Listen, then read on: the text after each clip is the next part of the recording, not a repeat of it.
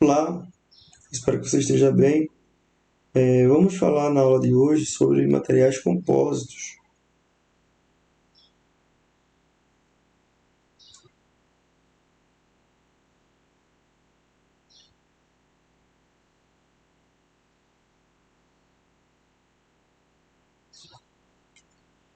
Tendo como objetivo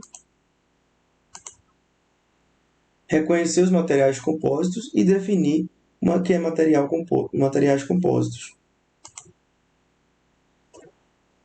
Então, materiais compostos, né, ele vem de acordo com as necessidades tecnológicas que exigiam materiais com propriedades diversificadas. Para entender essa demanda, surgiu a combinação de características a partir da união de dois ou mais componentes a fim de que sejam somadas suas potencialidades para satisfazer o desejável. O material que resulta dessa combinação é chamado de compósito. As propriedades mecânicas de rigidez, tenacidade, resistência à alta temperatura e resistência às condições ambientais são exemplos das exigências para esses materiais. O material compósito é um tipo de material que aumenta a sua utilização dia a dia. Graças à expansão das pesquisas científicas, desenvolvem-se, além de novas, melhores formas de fabricação, também novos produtos para atender demandas construtivas e diversificadas.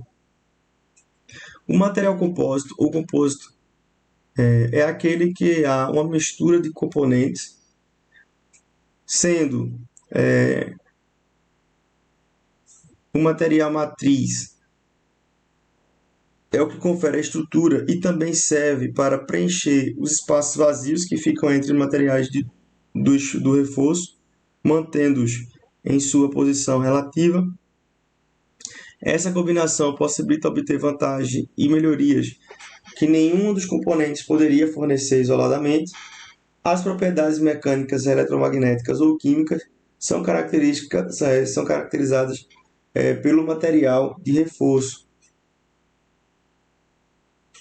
E aí, como definição, né, a gente tem que são materiais multifácicos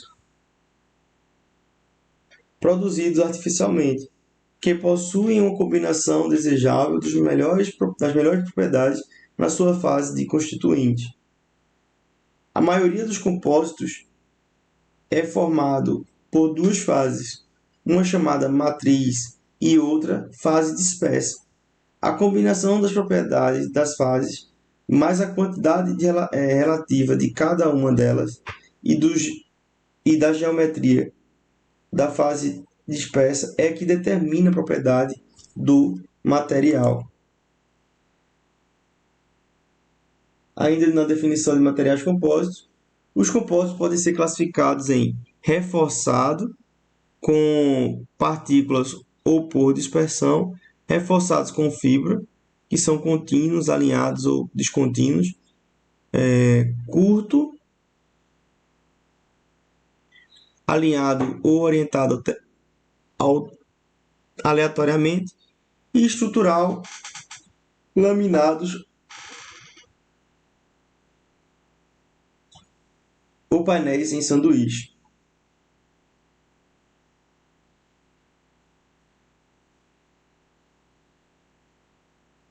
São reforçados com partículas grandes, reforçados por dispersão ou reforçados com fibras estruturais. Falando aí sobre os reforçados com partículas grandes, as interações de partícula matriz ocorrem a nível de macroscópico e não no átomo ou molécula. A geometria das partículas são variáveis, no entanto, a distribuição é a mesma em todas as direções.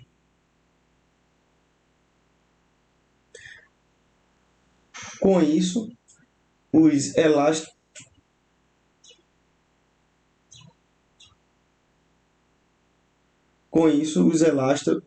elástomers, os plásticos e algumas borrachas são reforçados com materiais particulados que devem formar uma adesão forte com a matriz do compósito. O concreto e o concreto armado são outros exemplos desses materiais. Então vamos lá. Reforçado por dispersão é adicionado material inerte ou muito duro em metais e em ligas para aumentar a resistência à fase. Pode ser metálicos ou não metálicos. O pó, o alumínio sintetizado, que se chama com sigla SAP, é um exemplo desse material. O reforçado com fibra são os mais importantes porque esse processo aumenta a resistência à rigidez relativa em relação ao peso. Essas propriedades são reforçadas e as suas intensidades não depende apenas das fibras, mas também de como a carga é aplicada e transmitida. Estruturais compostos por materiais homogêneos, também compostos.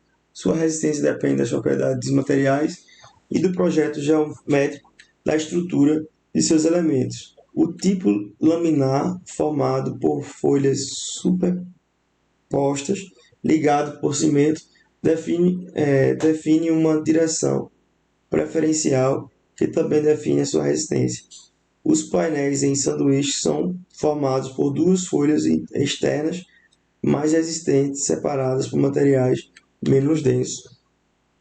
Os componentes podem ter a forma de fibras, lâminas, escamas, partículas e substâncias de enchimento.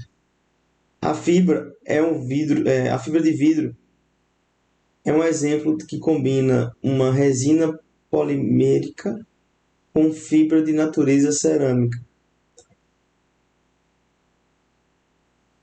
A propriedade madeira é um compósito. A matriz lignina combina com as fibras de celulose. O osso, matriz mineral, reforçada com fibras de colágeno. O concreto reforçado com aço. As fibras de carbono reforçadas com usinagem epóxi são outros exemplos. E resumindo, nesta aula verificou-se que os compósitos resultam da composição de outros materiais devido ao desenvolvimento de novos produtos sintéticos. Essa propriedade de união entre materiais com propriedades diversas permite a soma de duas características. Desta forma, essas propriedades determinam a sua utilização como material de construção. Então, pessoal, até a próxima aula. Deixo essa mensagem aqui para vocês. A coragem não é a ausência do medo, é a persistência apesar do medo. Próxima aula, materiais semicondutores. Espero que todos vocês estejam bem. Um grande abraço e até mais.